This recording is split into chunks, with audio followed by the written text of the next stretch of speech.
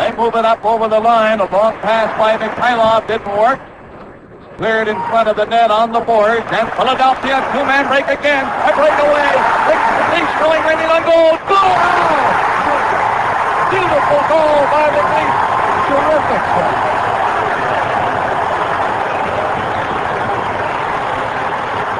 Pretty good job of interference run, too, by Gary Dornhofer, but Rick McLeish is an excellent shooter.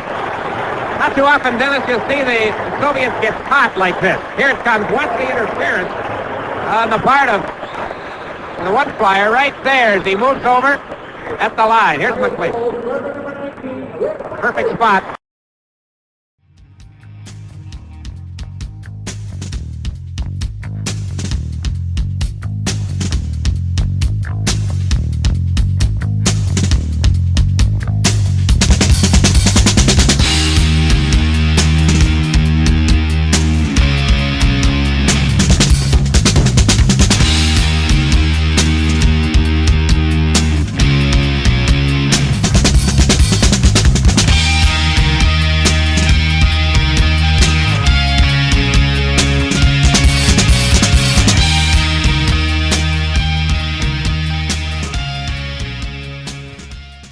Hey everybody, it's Isaiah, and I'm here with Chef B, who's going to tell us about one of our sponsors here. Chef?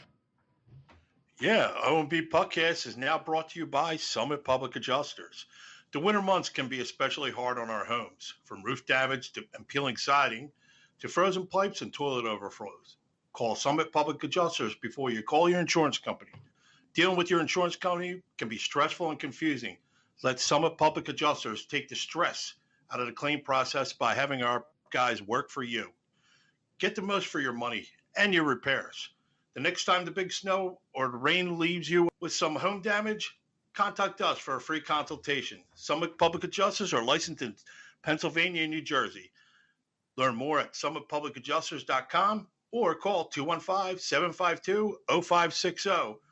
Just tell them that the chef sent you. Yeah, what was that number again, Chef? 215-752-0560. That's terrific. All right, we're going to carry on with the rest of our show. And we are back. It is Isaiah. Welcome to the O&B Puckcast episode number 169. As the Flyers have finally ended a 10-game winless streak, we have a lot on the docket tonight. We have a great show, a fantastic guest. We're so glad to have him back. So let's introduce the panel, go through some housekeeping, and then we'll get DB on without any further ado. Well, always to my left, he is the man. We know him as Chef. How you doing, man? What's up, gentlemen? Finally got a Flyers win. Was something to behold. It's like it's Christmas came a hair early. Yeah, best game of the year for them, I think. And of course, we want to get the comments of the great Dan Silver with us. You know, guys, I'm up, I'm down, kind of like a toilet seat. So I guess we'll. Oh boy, yeah, awesome. What a frosty comment that was. All right, so before we introduce our guest, just a reminder, the O&B Puckcast is on 12 podcast platforms. We're no longer on SoundCloud. That's based on your feedback, okay? But we are, of course, on Apple, Spotify, iHeart, TuneIn, Stitcher, you name it. Check it out. We have a YouTube channel. We're on Facebook. Just plug us in, O&B Puckcast. We're also on Getter, if you want to, your alternative platform, at O&B Puckcast, at O&B Puckcast. Check it out. We really do appreciate your support. And it's important that you do subscribe, because if you do that, it'll move us up the charts when people are looking for Philadelphia Flyer podcasts. And we really do appreciate that. And without any further ado, from thefourthperiod.com, Dennis Bernstein, we know him as DB. How you doing? We got you? Yeah, we're going to try this one more time. There you go. Yeah. There you go. Yep. Yeah. I love technology. It's the best.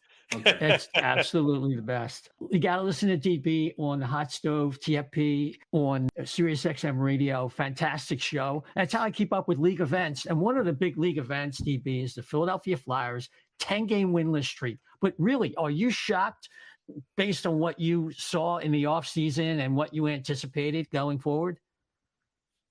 Well, at least thank you for bringing me on after a win. That's number one. So I want to thank you for that. That's nice. At some point, talent takes over, or lack of talent takes over, and that's where the Flyers are right now. I think They haven't quit on the coach. Coach is going to be there for 4 years. So I know there was an article written in Inquirer about how mean-spirited and all this other stuff. You got to deal with it. I dealt with Darryl Sutter for 5 years, so you got to deal with it. So he's going to put in structure. Guys are going to commit to blocking shots.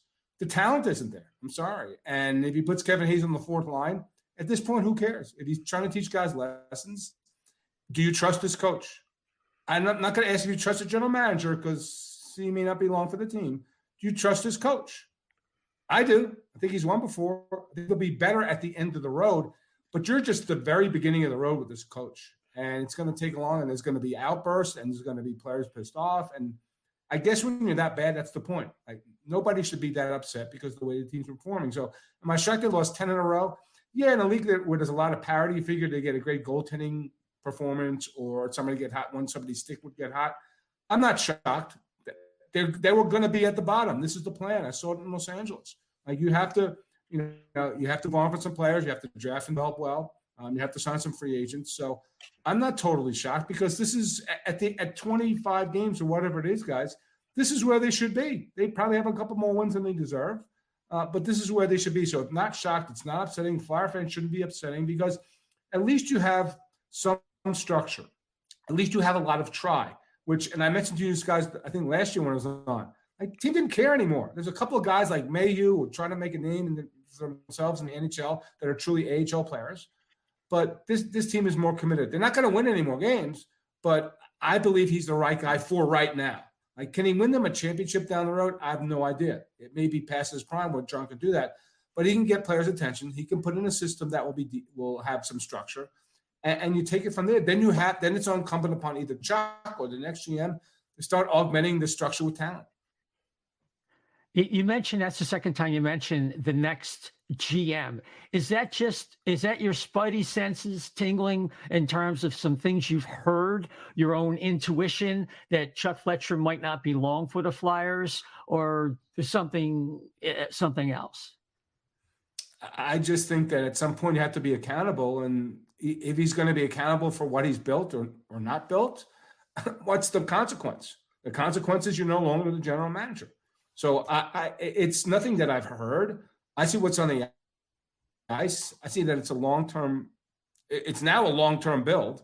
I'm not sure Chuck's the guy that could do it. I respect his knowledge, and he's been in the league a long time. It hasn't worked here at some point in time. And the last bullet in the chamber was what? The coach, right? Because you can't trade 23 players or 30 players. So I think he's got the right coach for where they are right now, but I'm not sure that management and ownership is going to say, okay, we trust Chuck to be the guy to get this back to where it needs to be and where it truly needs to be for a long time.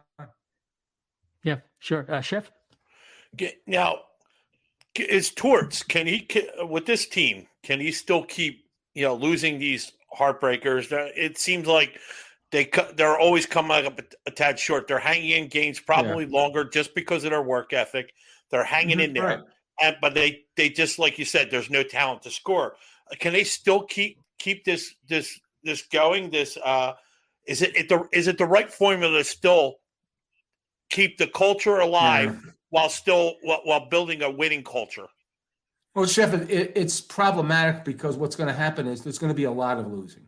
And you saw it like in Buffalo with Ryan O'Reilly, who's a great player, and with Jack Eichel, who's I think is a great player and doing great things. At some point in time, it's going to weigh down on the team. But here's the thing. Like, is there a Ryan O'Reilly or a Jack Eichel on this team that you really need to worry about? It's more about the players need to worry about playing in the NHL. I think so. That's it. So I think they have that one advantage where you don't have this megastar who's either won before or is on the cusp of winning and doing great things. You don't have to worry about that. Who's the best players on the team? And are they going to have more power than a John Tortorella? And this is not with Toronto, where you have Austin Matthews 2 years away from free agency, and if the team doesn't do well, maybe he's in Arizona, maybe here in LA. So to answer your question, I think it's going to be you're going to test the character of the players. Now, some nights down the road, John's going to blow up and he's going to do a 30-second press conference or get into a beef with the player. Mark it down, guaranteed. That's what you got when you signed up. You got the good stuff. Sometimes it's going to be bad stuff. And a lot of times with John, he's his own worst enemy. His temper gets a hold of him. He says stuff he shouldn't say. Like the dumb young league, right? NHL and TNT tweeted that video from their broadcast. And that was the quote. Not all the other great stuff in that 3 minutes they talk about making mistakes and making mistakes over again. That's all it said. And since we're a soundbite generation right now, that's what you see. But in that space of that 3 minutes, Chef, there was a lot to learn on that, a lot of insight to what coaches have to go through with a team that's in the position they're in right now. Yeah. Dan? The interesting thing with Tortorella for me is that he clearly wants to build a winning culture. He's today in his press conference, he talked about how this is just the beginning, right? This is the beginning of what he's trying to build. He's clearly here for the long term. But so I wonder to myself, obviously he's doing everything he can to get this team to win games and play the right way. But somewhere in the back of his mind, he must realize that this team doesn't have the talent that it takes to really be a consistently winning team. They don't have that one player that, can be a game-changing talent. Mm-hmm. He must realize somewhere that it would be advantageous to add a very good player in the draft. But I have to think that line of thinking is incongruous with the way that he goes about trying to improve things on a day-to-day basis. So I wonder in my mind how those two things get reconciled. Well, he's not sitting around waiting for Connor Bedard, Dan, right? He's not doing that, right? I'll give you example one, and I think I told you this before, right? What was one of the top jobs this guy had to do? He had to revive Provorov's game, and I think he's done it. And small sample size, but he's not the same player. Last year was not good. Like, you heard all those trade rumors because when the guy doesn't play well, right? I've loved that player. I wish he was here in Los Angeles because last time I checked that left side defense, we watched that game last night, 9-8. They need some help. So I think that's what you have to look at, the little victories, right? Because you're right that the requisite talent for John to win is not here. But he knew what he signed up, what kind of job it was. It wasn't, okay, hey, you know what? Jared Bednar decided to retire on a whim, and we're going to plug you into Colorado. This is a long process. And I know John's won before, and his teams have been talented, but when did John win? About 20 years ago. So now the question is can he still relate to today's player? And that's a big bet that Chuck Fletcher made in the off season in the summer. So I think John's a really smart guy, Dan. I mean, that's it. So he knows this team doesn't have the talent to win, and they can't score. And when you look at the second unit power play, the bottom line, it's just not there. So I think more about focus, structure, better defense, support Carter Hart because he got no support last year from a structure standpoint, and then hope that who's ever running the team is going to integrate it with wise moves via trade, via draft, and by free agency. But you're right, Dan. He's not in a position where he can just roll out 4 lines. You could depend on every line to score a goal every night.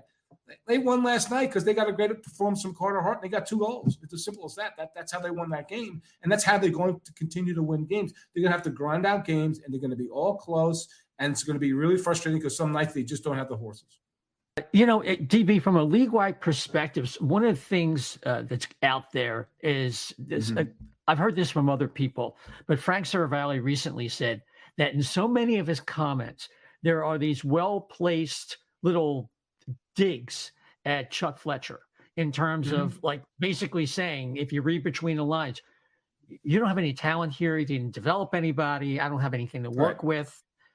But like you were saying, he had to know this. I mean, this guy understands this. So I have heard some of that though in some of the comments that Tortorella has made, and I think it's kind of like it's this battle with his old self, the explosive guy who wanted to start a fight in Vancouver, versus the guy now who's more mellow, more measured, and we see it. And frankly, I mean, he is the most exciting part of watching the Flyers this year, really.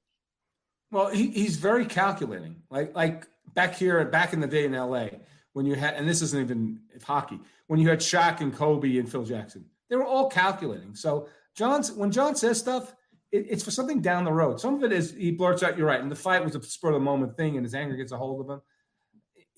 There's no mistakes. Like when he went into and made that comment about the talent not being there, it's a fact. But the problem is John's reputation precedes himself. So because it's John Tortorella, that's a dig. Another coach might say, hey, you know what? The coach is right. There's not a lot of talent here.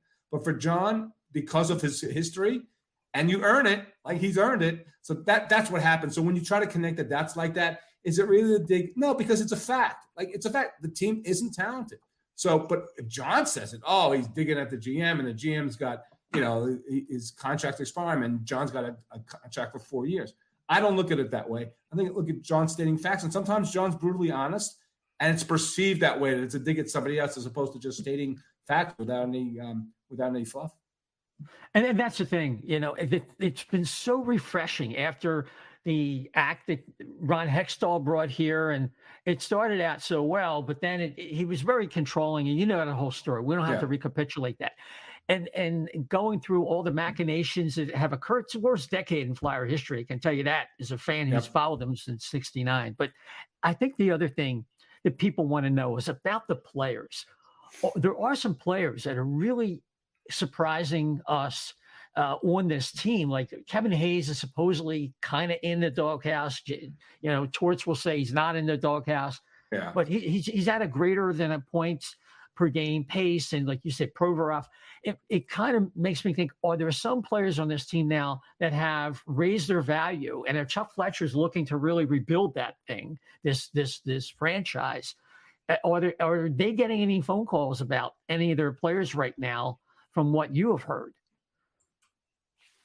I just think you're at the start of getting phone calls. I'll give you an example, like Columbus with a kid like Gavrikov, who's a big left-handed defenseman who's not a very gifted offensive player, but he knows how to stop the puck, and he's really good defensively, and he's smart.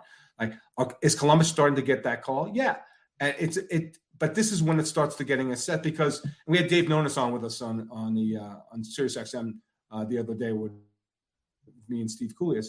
And this is about the time, because what happens is your team has gone on a couple of road trips. It's had a couple of homestands.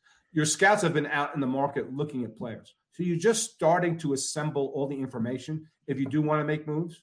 And let's be clear, the Flyers are sellers. There's no question about it. They're not looking to add a player here to make the difference that's going to put them over and get them in the top 8 spot. So right now, have I heard? No. It depends. If Provorov had played not as well as he played, then he would absolutely be talked about, because you would think that there's a GM saying, okay, this guy, 2 seasons now, he hasn't performed. We can change that. Different system, different coach, different structure. But so I don't think the calls come in earnest. And if it's Provorov or it's Kevin Hayes, like, look at their tickets. Look at their cap hits. Every team that's a contender is up against the cap. So how are you going to make that work? You're going to have to take back a contract. I just don't see – I don't see that happening like right now in the first quarter of the season. Like the next 20 to 25 games, once we get to, let's say, middle of January, so another, 6 weeks, at that point in time in earnest. Now, look, anything could change in the course of a conversation, right? That's what the great ones like Friedman and Bob McKenzie say, because before today, I wouldn't have seen Cal Peterson on waivers in Los Angeles. And boom, there he is on the waiver wire with a $5 million cap hit with 2 more seasons. So it could change. I just don't think the chatter's did, because I don't think that the GMs in this league, by and large, have called people into their war room. And we've had organizational meetings like, what do we need to do? So are there players of value that could provide value to other contending teams? Yeah. But is it Provorov or Hayes? No, because of their cap hit. $6 million, $7 million. That's really hard to do right now. You'd have to engineer a dollar-for-dollar trade. And if you move one of those players, you don't want money back. So I would only see it if I don't see the deal that's going to move these big ticket players right now. I just don't.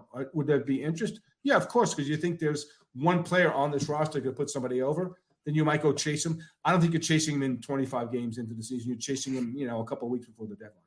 Yeah, absolutely. Yeah, and those are 2 players. I think Kevin Hayes is a no move until after this season. So that's problematic in and of itself. Chef, yeah.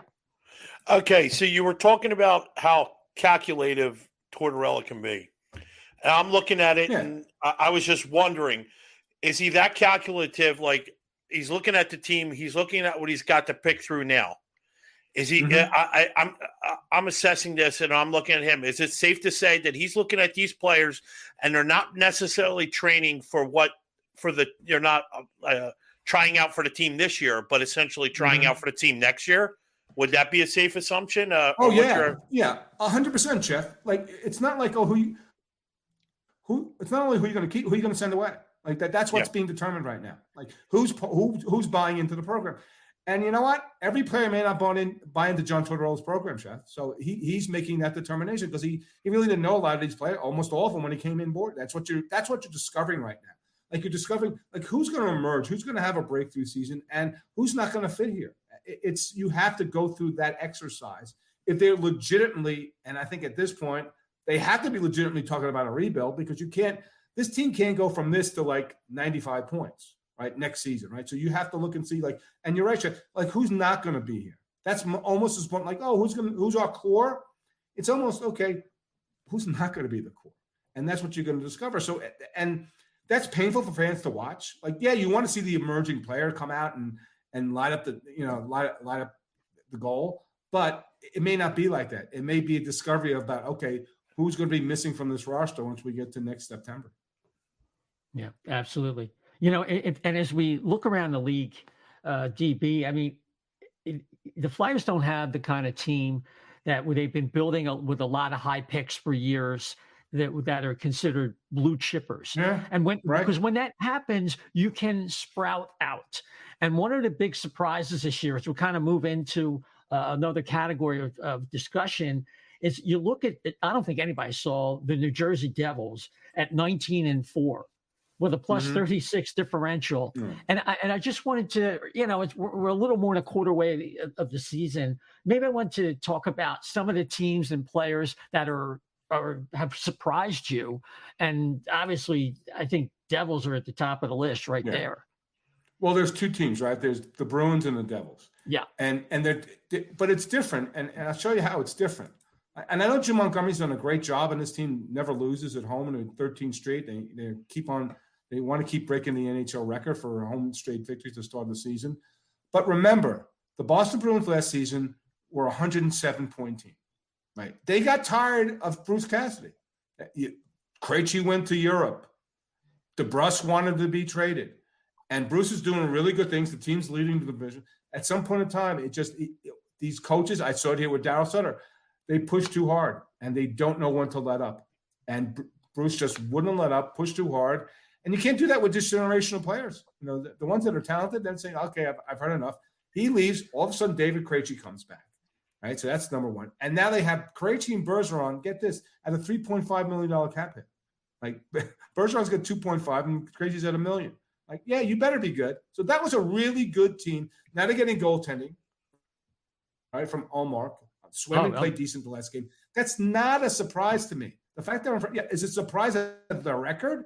Of course it is. And here's the flip side. The Devils were a 63-point team last season.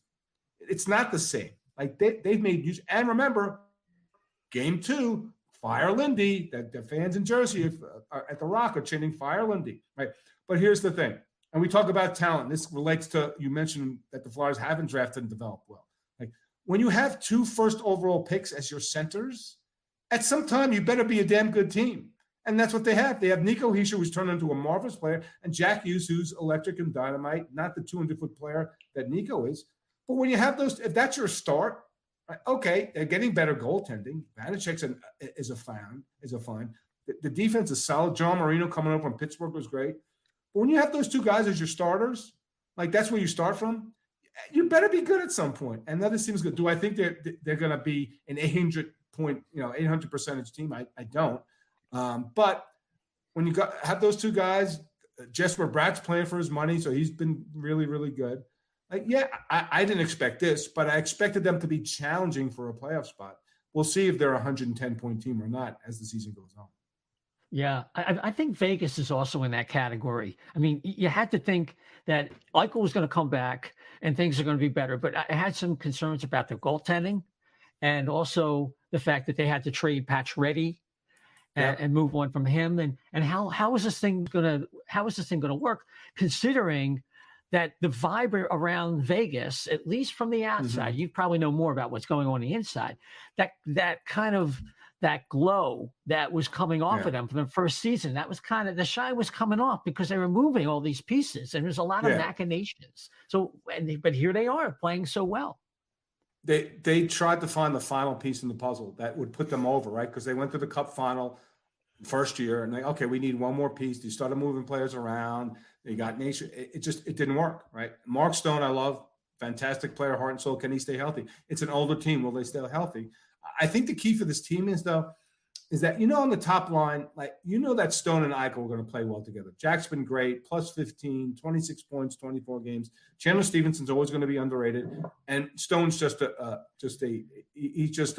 quality 200-foot player who's going to play 20 minutes a night.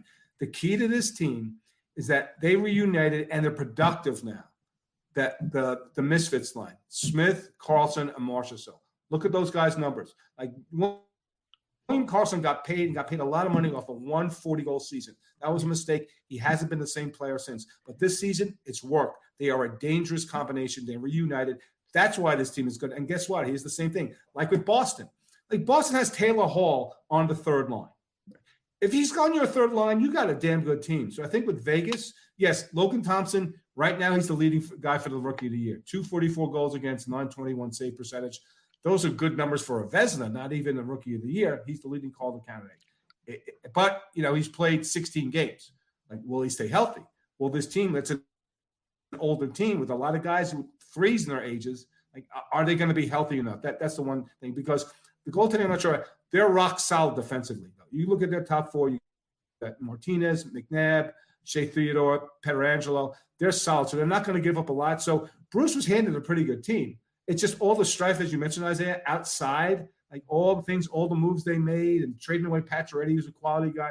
They just tried, and players talk about not being treated well, not being advised of what's going on. So there's a lot of in, a lot of out. But right now, they look really stable. And maybe some of that is Bruce Cassidy, or maybe some of these guys realize that this is the last run for this team. If they fall on their face this season, then there has to be major changes. You just can't keep this group together. But right now, they look like they're the class of the division. The one break they do have is that Pacific. It looks shitty. It's a bad division right now, right? I mean, Edmonton's finally waking up. Calgary, I don't know. Kings can't play defense. So they've been aided by a couple of things. But right now, I would say that the fact that Smith, Carlson, and Marchessault are the players that they were in their first season, that makes them a much better, much dangerous team. Yeah, absolutely. Dan? So you kind of led me into what my next question was, which was, obviously you're covering the Kings a lot. And they're a team that I always got a lot of friends that are big Kings fans. And I had a lot of fun following along when Ron Hextall was drafting all these prospects for the Flyers, and sort of what the Kings were doing looked similar to me, except they had some higher draft picks. And so right. I was sort of convinced that they were going to become a very good team, within a few years because of all the draft picks they've amassed. And it still looks like some of the guys like Byfield and Turcotte are not quite turning out as expected, but some of the guys I see that, and I haven't been able to watch them this year, but it looks like Vilardi's having a really good year, and Kaliev. Can you talk a little bit about the Kings and some of those young kids and where they stand? And then Brant Clark, I think, has started there at the beginning of the season. How do you see their team right now? What they need to do is take all these prospects and draft picks they have and trade for a left defenseman that can play 20 minutes a night. That's number one. Okay, so put that to the side. Vilardi finally has realized. And I've said, I've been very critical of Gabe Vilardi because he was miscast. When they drafted him, his draft eligible year in Kingston, he was a right winger. He scored a ton of goals.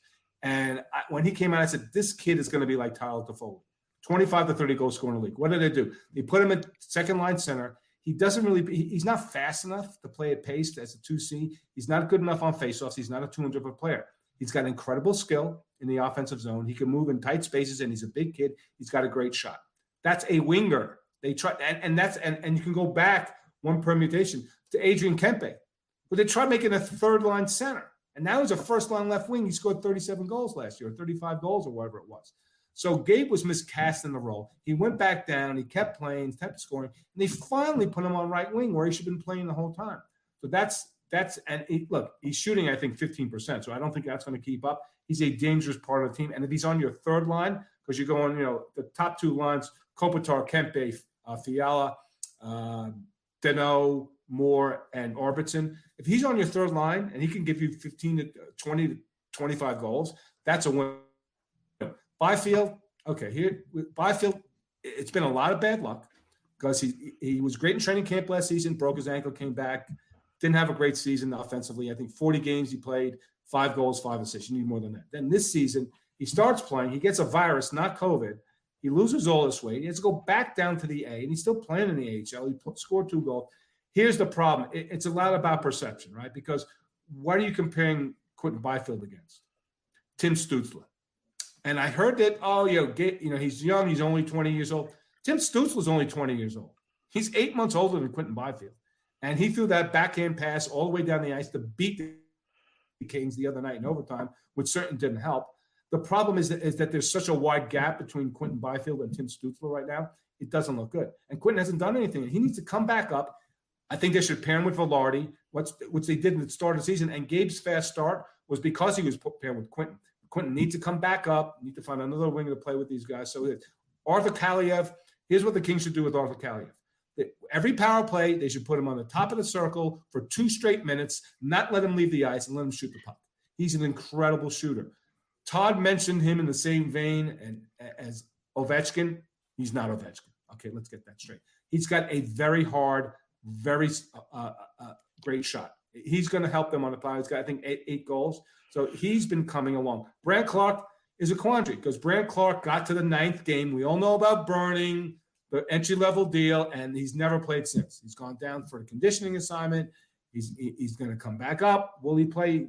I love the kid. I think he's electric. The problem, though, Dan, is like I mentioned, he's a right D, and so's Sean Durzi, and so's Matt Roy, and so's Drew Doughty, and so's Jordan Spence. We've got like 20 right D. Like, so you say, how could you draft all these great right defensemen and you're playing Alexander Edler 15 minutes a night when he's probably should be playing 12, and you're moving Sean Durzi over to play the left side. So the kids are coming. This is a good team. And people are going nuts because of the game last night. 9-8, Todd should be fired. I said to people, I said, you know what? Last year's team was worse, had a worse start. They were 1 game worse than this team. So look, things have to change defensively. There are a lot of kids coming, but at some point in time, you need to trade them. And that was the great thing about Dean Lombardi. Dean Lombardi did not win cups here because he was a great drafting development guy. He made amazing trades. Jared Stoll and Matt Green for Lubomir Wisnowski. I don't even remember I think Tim Gleason for Justin Williams. He made incredible trades, and that's the next step for Rob. He did make a great trade. Getting in Fiala. Fiala's going to lead the team in scoring for the first time, I think, a different player than Kopitar in like over a decade. Fiala's a point-of-game guy, but he needs to make a trade to get a left defenseman to play that side. You can't just flip guys over. They tried it with Sean Walker for 8 games, didn't work. Durzi and Roy have been a great pairing. So it's an exciting team, man. Like, here's the thing. I never know when I walk into Crypto.com Arena, maybe that name changes soon. I don't know. Like, what I'm going to get from this team. You really don't know. And here's the thing. The coach doesn't know. Like, before the Rangers game 10 days ago, I said, what team's going to come out tonight? The one that plays 6-5 or one that plays 3-1 games? He goes, I don't know. The coach doesn't know. So that's why you saw today. And after that 9-8 game, they canceled practice today. There was no media availability. They waived Cal Peterson, who probably will clear. So it's an entertaining team. But, geez, Dan, you don't know what you're going to get from this team night in, night out. I mean, it sounds like Ivan Provorov would be a perfect fit there. Not that we want to get rid of him, but that's exactly what he is. He's a minutes-eating, solid, no question. Travis Sanheim maybe is a guy that the Flyers, they've been interested in Sanheim. There's some conversation that's been chatted about Sanheim. I just like Provorov better because I just like the physicality. That Pro brings for sure. Because and the Kings, and that's the other challenge with the Kings. They have a small defense. Like I mentioned, all these guys. Most of these are Clark, Slight. Durzi's not 5'10" and 185. Spence is probably 5'7" and 165. They need that size. So I like Pro, but I know that there's been whispers about Sanheim going back to last season, maybe in the offseason, and they signed to the extension. So could it be that guy? He could be. It would be an improvement, but I would be a very aggressive GM. And people know that. That's my reputation. Make trades. I would have traded for Jack Eichel. I would have traded, Byfield's rights. So and same thing with Provorov. I want the best guy off the team, not the second best guy. Yeah, I mean, so real quick before Chef. Yeah, I mean, that's the Flyers thing on the left side of the defense. They've got Egor Zamula coming and Cam York coming, and theoretically, you're gonna have to make space for those guys to play at some point. So Sanheim was, if they hadn't re-signed Sanheim, he's a guy that I could have seen him trading at the deadline this year to a team like the Kings for like a first round pick or something like that. You know what I mean? But, agreed. Yes, absolutely. Or Byfield? Not yet. Not yet. Not yet on Byfield. Hey, you got to try. Chef? They're going to slow cook. Well, okay. Talking about teams that I thought would do a little bit better than where they are right now. I mean, Ottawa seemed like they had cap space. They added some really exciting players up and down the lineup. Their young guys are really coming to fruition. I thought they would be. I predicted them to kind of be like a dark horse. And maybe it's a little early, but usually around this time of year, you're getting an idea who's going to make the playoffs or how tight it's going to be. And I just thought that Ottawa would probably fare a little bit better than they are right now. Do you see any reasoning for the stumble here? Yeah, I actually do, Chef. And I agree. They started out of the box. Here's the thing. They've won 2 straight. They came to Southern California, beat the Kings and Ducks, so that's not much of an accomplishment these days. They are a different team, Chef, because remember, Talbot got hurt, Shabbat got hurt, Artem Zub got hurt. They are a different team when Talbot's healthy and that top pair, Zub and Shabbat, are healthy. They're going to win more games. They're going to win a lot more games. They're not going to make the playoffs. They're going to be a markedly improved team. So with those 3 guys out of the lineup, it will add. On that, you lost Josh Norris for the season. Like, they got really hit hard with injuries, like right off the bat. With those 3 guys back in the lineup, they are a far more competitive team. I love Brady Tkachuk. He's 24? He's already a man playing in this league. It looks like he's played for 10 years. So I think the injury bug that caught them really early put them behind the 8 ball, Chef. But they're a better team. They're coming. Another season or 2, but not this season. It's just that losing streak, they got off on the wrong foot. They don't have that depth. I said, especially the Norris injury. But again, those 3 guys out of the lineup really hurt that team, and that's why you saw the performance, I think, over the first 20 games the way it was. Yeah, I would say Ottawa. I would say the Panthers and the Rangers are kind of lagging. I mean, the Rangers. Yeah, I don't know. You can't lose that game against Edmonton, 3-0 in the 3rd period at home. You can't lose that game. And they went, and I know they hit like 9 posts against the Ducks, and Gibson was great. You can't lose to the Ducks. You can't, if you're the Rangers. I mean, seriously. So tonight they're playing up in Ottawa. They better go win that game. It's just the depth isn't there. Now they've moved Condre Miller down to the 3rd pair. It's not been a good start for this team. And Jeff O mentioned Florida. I don't know. You could talk about Huberdeau for Tkachuk, and they miss Mackenzie Weegar. That's the problem with that team. Right? That team's going to struggle defensively. And then Ekblad was out for a while. So I'm not sure. There are some teams in danger. And Jeff's right, like the Rangers and Florida, because I don't consider Washington look, Ovi's going to score 1 million goals this year. That's great. Good for everyone. Like, they're not a playoff team. But the Rangers and Panthers, and that's the one difference in the East this year, guys, is that last year at January, you knew who was making the playoffs in the East. You know it. It was 8 teams jockeying for position. Not so this year. Detroit's doing really good things. They lost their last game. I think they're winning tonight in Buffalo. Pittsburgh is up and down team. There's 10 teams for 8 spots. And because nobody counted on the Devils doing what they're doing. And I think a lot of people sold the Islanders short. Like, I like that team.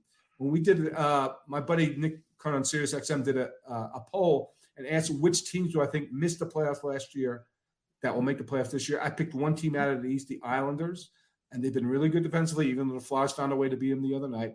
That's a team that if they add another goal scorer, they could be dangerous. But, yeah, I think the Rangers and the Panthers, I know they're trying to get adjusted to different players and in Florida, a different coach. But when each team has won 10 of 23 games, that's not what's expected out of both those teams. Yeah, absolutely. Hey, before we let you go, I just wanted to recognize the resurgence of Erik Karlsson, and who saw that coming in San Jose? Does that make him a bona fide trade chip? Well, Mike Greer said he's open to trading anybody, but Isaiah, if you're a scout and you're scouting a guy who's always hurt, who's had a great start, and he's got a cap hit of $11 million a year for the next 4 seasons after this season, and he's 32 years old, are you trading for that player? Because who's going to trade for that player? A team in contention. What team's getting an $11 million cap hit on that team? Like, who are you going to trade off that team? 5 guys? He's not worth 5 guys. It's been a great start. I'm glad to see him healthy. It's one of the few bright spots in San Jose because that team, but you can't trade that player. And he's got a no movement clause. Yeah. So you can't trade him to, I don't know, if you want to trade to a Canadian team, would he want to go? I don't know. He's stuck there. They're stuck with him. they're going to have to maneuver around that player. But it's great that he's playing well. It would be worse, Isaiah, if he's playing like he did the last couple of seasons. At least he's playing this good, so you can shine a light on the guy. If somebody wants to reach out, and I just don't see it, because San Jose's not in a position where, okay, this player at half price, you retain half the play. Why would San Jose want to retain any money on this player? I don't. So it's great that Mike Grier threw it out there. If I'm a GM, I'm like, okay, he's played 20 games good. Can he actually go through 82 games? Maybe in the summer, maybe if he gets through all 82 games, but even then, contending teams can't fit that type of price tag. And that was before COVID and all this other stuff. To look at that AAV in that term, it never say never, but I'm saying never. Yeah, I'd agree. I'd have to get a third team involved to take money and then some kind of asset. Yeah, it's too convoluted. It's crazy. Yeah. Well, DB, I really appreciate you coming on. Where can people find you, and what's hot right now for you in media and social media? They can find me everywhere. You know that, Isaiah. I know. Everywhere. I'm omnipresent. Okay, so I'm actually, Boomer's going, Boomer on the point with Jake and Boomer. He's going through some medical issues, so I'm sitting in for Boomer tomorrow. As he actually, it's very public. He's fighting a battle with cancer. Boomer Gordon. So a couple of days. So he goes in for treatment a couple of days a week. We sit in for him. So I'm sitting in tomorrow, and then we have our Hot Stove show on Saturdays from 11 to 1 Eastern. I'm on, where else am I on? I don't even know. I'm on with Steve Coulias once a week, usually 3 to 6 on Sirius XM. Our Twitter feed, Dennis TFP. Me and Dave and Earth Gaffar do videos. We also are on the Hammer Betting Network. So once a week, we're crazy enough to make picks and make bets on certain games with overs and other stuff like that. So one thing for sure, Isaiah, I don't hide. So people want to find me, they know where I am. That's right, and you're a horse guy. You're a horse owner, and Dan, big Dan's horse a horse guy too. So, exactly. Yeah, working horse racing. So No, I actually own a percentage of a couple of trotters back east, so it's kind of cool. So where do they run typically? They run. One's running tomorrow at Yonkers, and they also run at Mohegan Sun, Pocono. Very cool. Fantastic. DB, thanks so much for coming on, man. Always great being on the O&B Puckcast with you guys. We'll see you soon. DB. Thanks, DB. So Dan, a trotter, does that mean it's a harness racing horse, or? Yeah. The thoroughbreds are the horses that have the jockeys sitting on their backs, and then the trotters are the ones where the jockeys are riding. They're actually not called jockeys; they're called I forget what they're called, but they ride in the little sulkies behind the horses. They kind of whip them from behind, like in Gladiator. Oh. I'm not a big harness racing guy. That's what the trotter. I'm not a big harness racing guy. I kind of like the thoroughbreds a lot more. Now, in the hierarchy of things, is thoroughbred racing, I would imagine, is kind of like, the NHL, and trotters, like the trotters are like the WHA back in the day.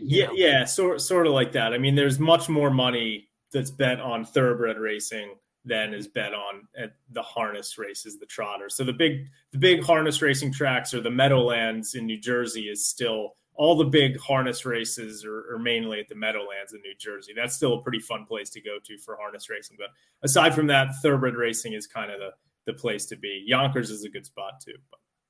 Cool.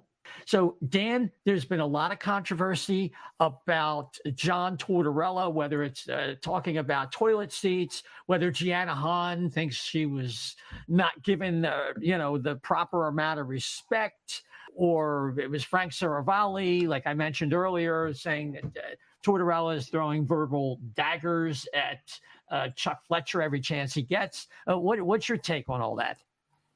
Yeah, so it's been an interesting week in John Tortorella land. It sort of all started after the game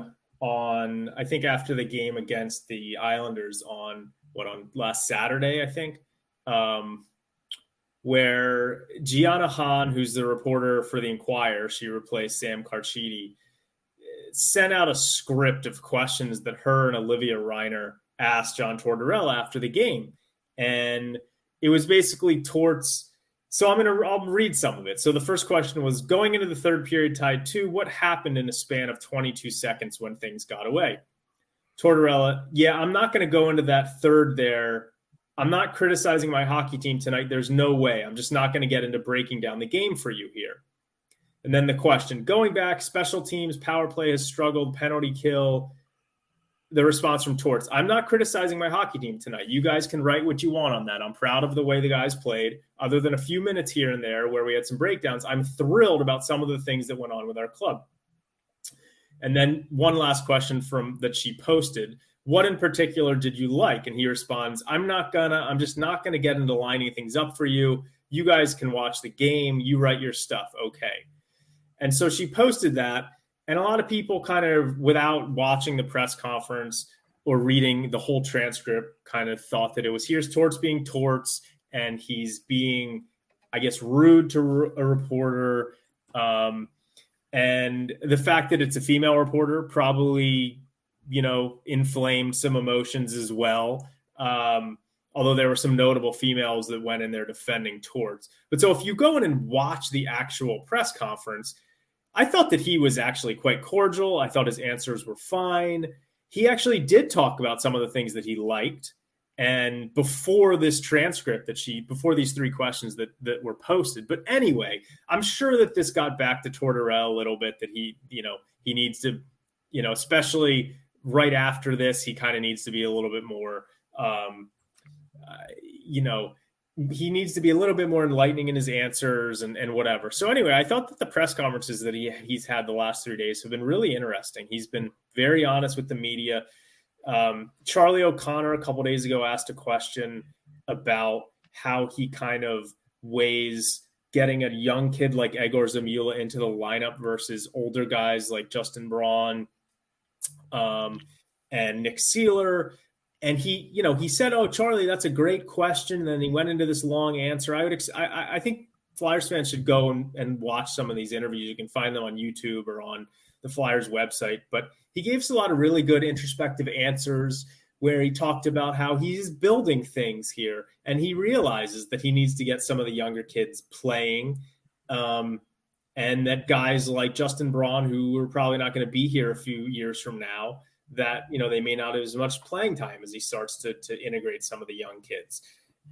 And then, there was the 2 days ago, he was asked about Morgan Frost, and he said that Morgan Frost he's been up and down, kind of like a toilet seat cover, which apparently he's used that analogy before and it caused some problems. Matt Calvert, I think, in Columbus, yeah, I think. I'm surprised he did it because, of course, now everyone is saying, oh, he's comparing Morgan Frost to a toilet. It's not entirely accurate, right? But I will say, there's probably a reason that he used that analogy. There's other things that go up and down that he could have used instead of a toilet seat cover. The yo-yo. Yeah, keep it PG-13, boys. Keep it PG-13. Yeah. Frost is one of the guys. Frost is one of the guys who I think actually would have some trade value if they decided they wanted to trade him. But the interesting thing about Frost is that, as Tortorella keeps saying about him, that, oh, he's a guy that, I've heard he has some skill, and you see it sometimes. He clearly has some skill, and Tortorella clearly realizes that this team is bereft of skill. There are very few skilled players on this team that can create their own offense, and Morgan Frost can potentially be the guy that can do it. He hasn't found that yet in the NHL, and they're just force-feeding him time. He's been the first-line center. He's been on the top power play unit. Still hasn't clicked, right? But I think they're going to just keep running Morgan Frost out there and see what happens, at least for the next few months. And then they'll decide if they don't think that he's ever going to get to that potential. Maybe they'll try and move him. I think there is a market for him. Regarding your question, Isaiah, about I'm not a big fan of Frank Saravalli, and I never have been. I just don't think he's that smart.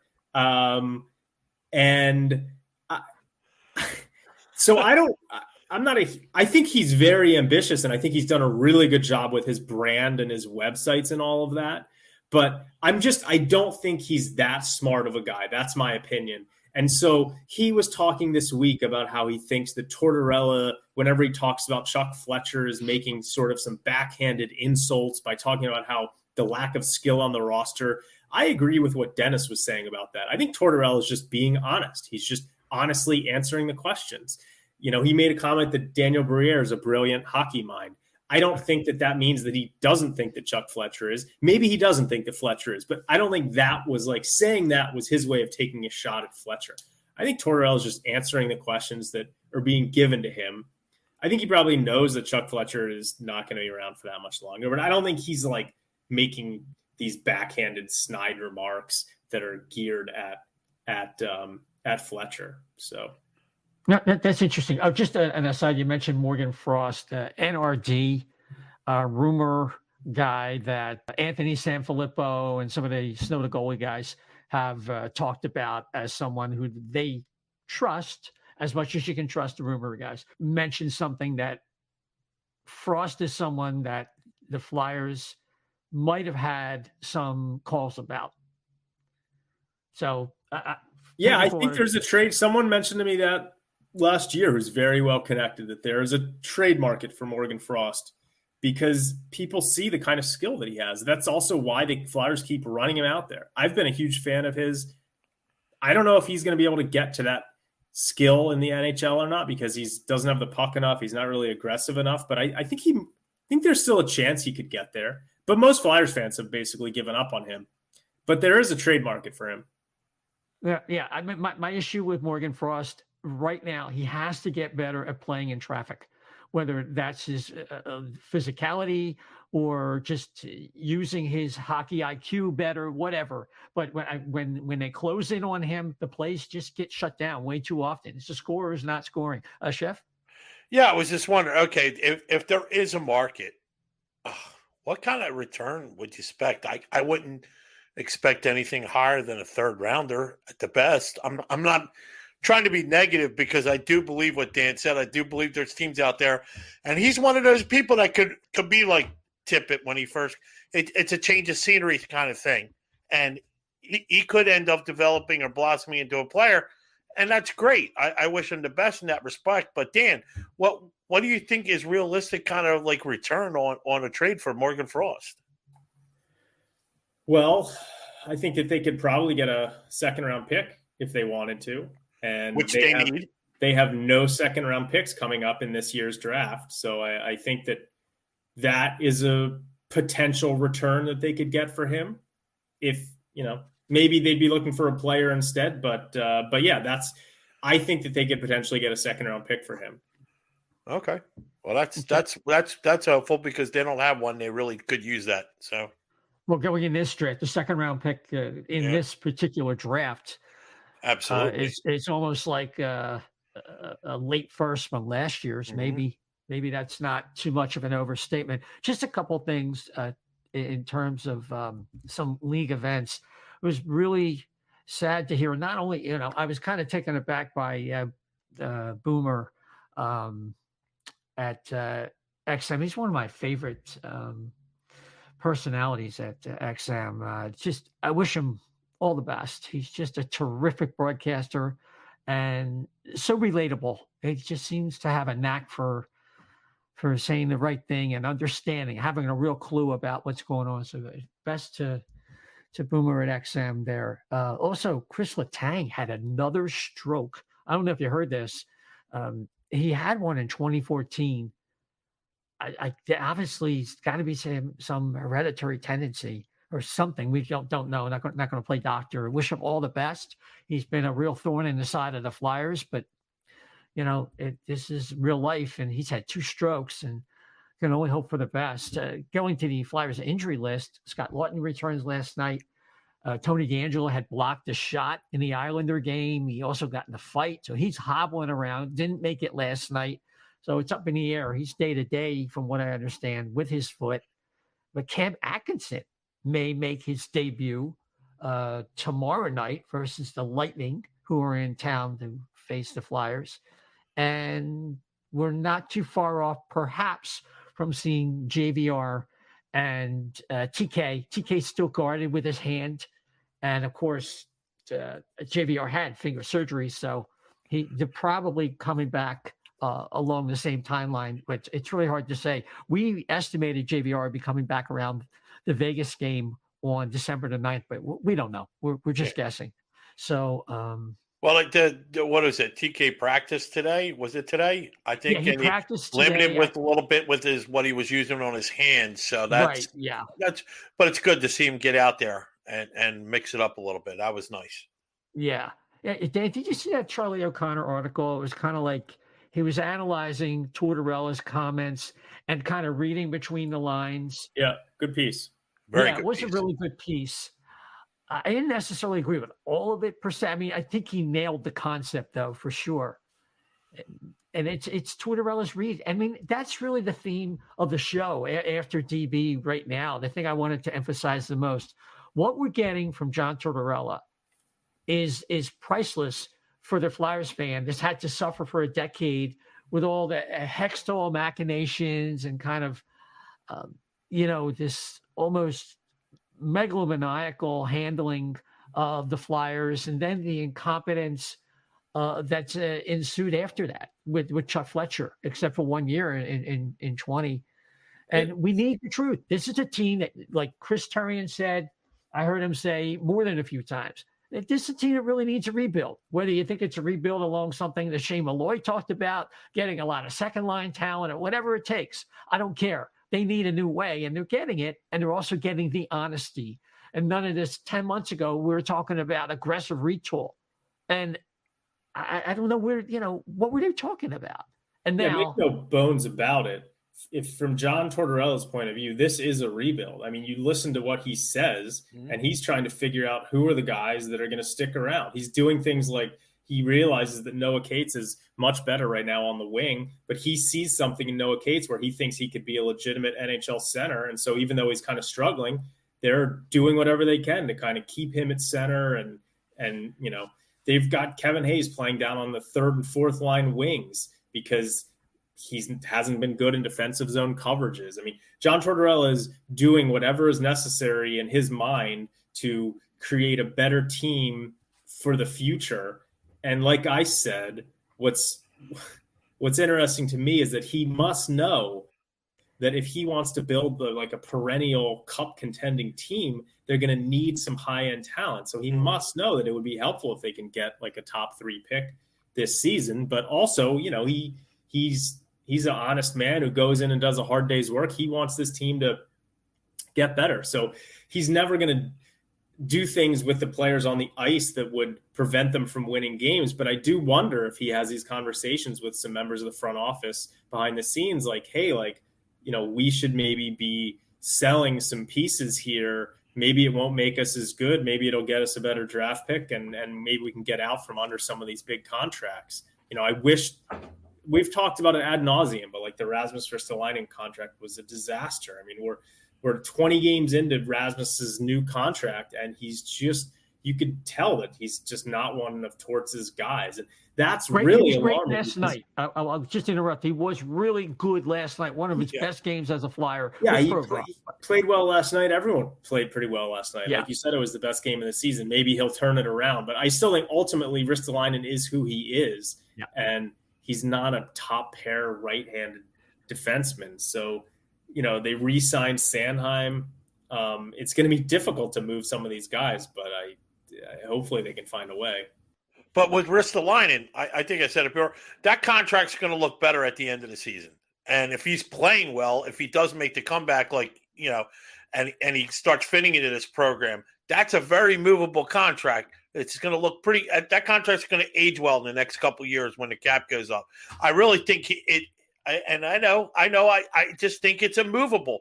Yeah, it's not impossible. I'm giving that doubting Thomas face for people who are wondering. I know. Yeah. I'm just telling you. I think it's movable. That's all.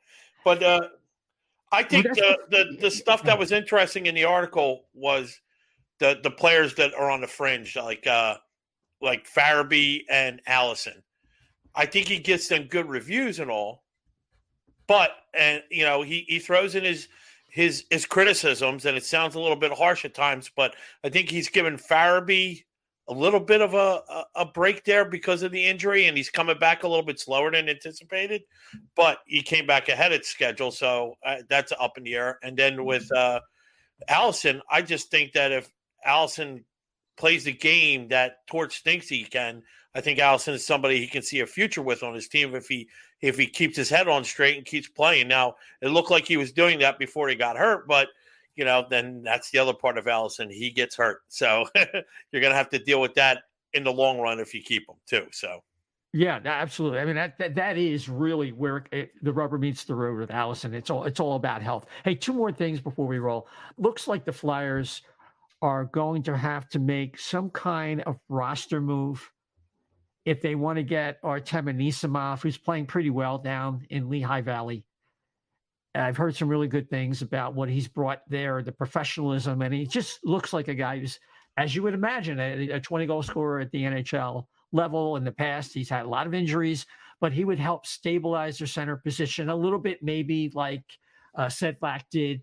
A lot of people really doubted Sedlak when he came in, and he's been a nice addition for what they're trying to do this year, which I think, to kind of sum up what Dan's talking about, it's a managed decline of the team. They want to keep the competitiveness, but they also want to be in a position to get a top 5 pick. That's what it seems like to me. But what player do you think is like a minor player who could move to get them out of their 50 contract bind that they're in? And one of the names that's come up is Zach McEwen, for all his hustle and the fights and all that. When you have a guy like Wade Allison, if he could stay in the lineup, you can move one from a guy like McEwen, who's kind of proven himself to be no longer more of a quad A guy, but a reasonable choice as a fourth liner for probably at least half the teams, in my estimation. Any other opinions? I mean, Brown would be another guy. I don't see much with him. I mean, Zach McEwen just recently cleared waivers through the entire league, so I'm not sure that anyone would see value in him. I like Zach McEwen as a player, actually. So I like having him as a guy to watch on the team as we're kind of struggling through this season. Mm-hmm. Yeah, I mean, Patrick Brown is a complete non-factor. There's just so many non-factors on this team. Max Willman has an NHL contract. Like, I mean, there's just many non-factors. Too many to mention. There's too many to mention. I mean, they've got 50 contracts. You could trade 40 of them, and the team would probably be no worse tomorrow than it is today. Seriously, Okay. I actually think that since he was waived, but Zach McEwen's probably really increased his value. So that's kind of where I was coming from with that. But yeah, I mean, what you're saying certainly is not invalid. But so the last thing is Cutter Gautier, goal and an assist last night for the Boston College Eagles. He's got 11 points in 10 games. It's early. You don't know. It's not a long season with the college hockey, but everybody seems to be saying the same thing with him. His plan is to come and play professional next year. He's one and done.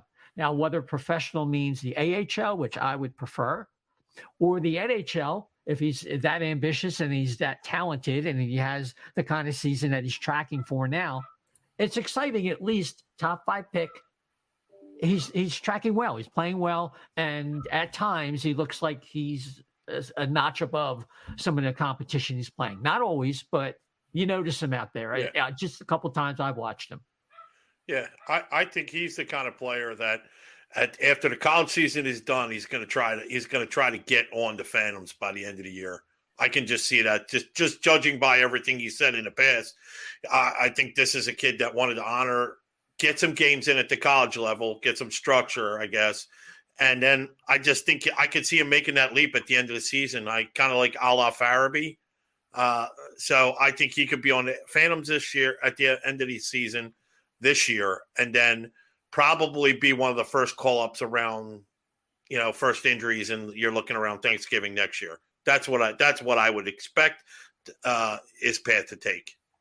I mean, it's kind of too small of a sample size at this point. Yeah. What's funny was when Dennis was talking about Gabriel Velarde in LA and how they kept trying to make him into a center when it was readily apparent that he was much better as a winger and had this great shot from the wing. I mean, I was thinking about Cutter Gautier because one of the funny things to me about the Cutter Gautier thing was there was a quote from him about being able to play center in the NHL and his draft interview with the Flyers. And he said, well, I really knew the Flyers wanted a center. So when I talked to them before the draft, I said, that I really think I can be a good center.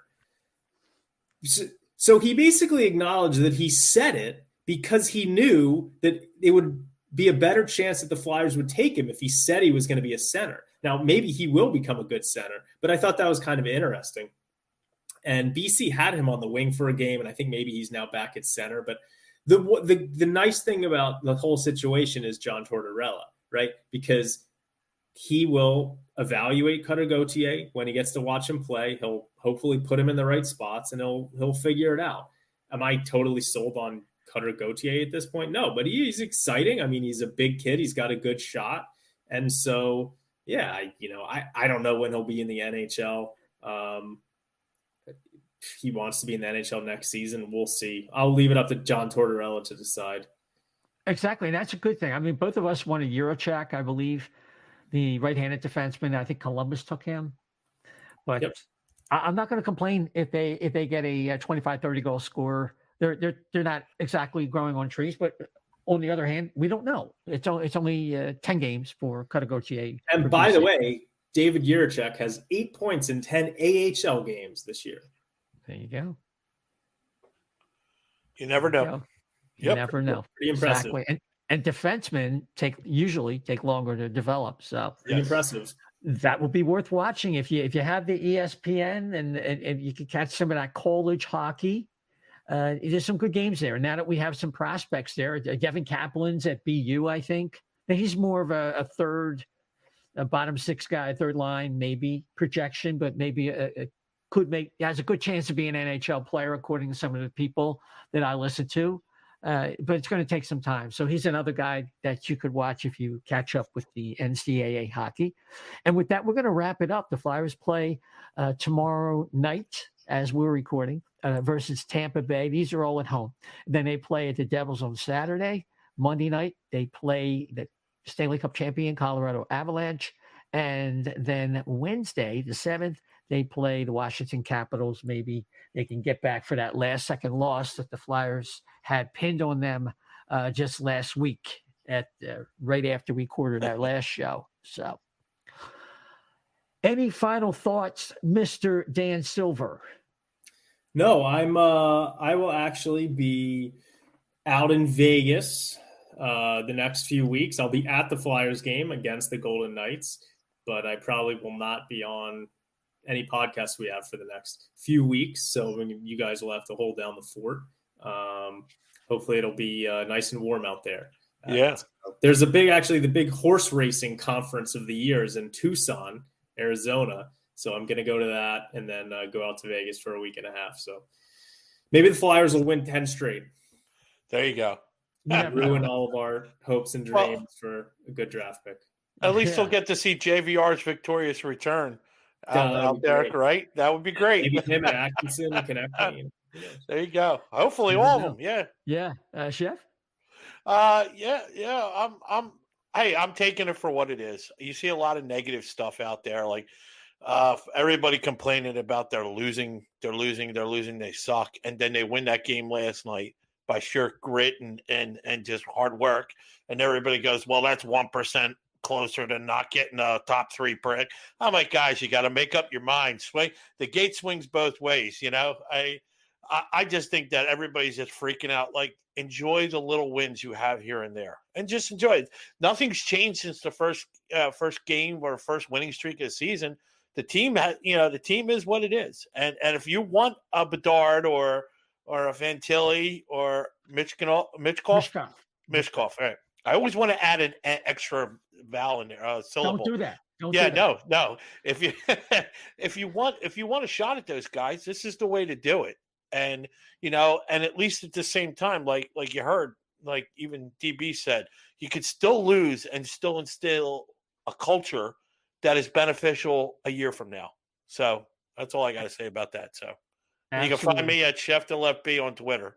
Yeah, you can find the great Dan Silver at dsilver88 at dsilver88. You can find me, Isaiah, ISAIAH _520. Isaiah, don't forget the underscore 520. You can check out the O&B Puckcast on Twitter at O&B Puck, at O&B Puck on Getter, at O&B Puckcast, at O&B Puckcast. Plug us in on Facebook, YouTube. You got it. So until next time, everybody, take care.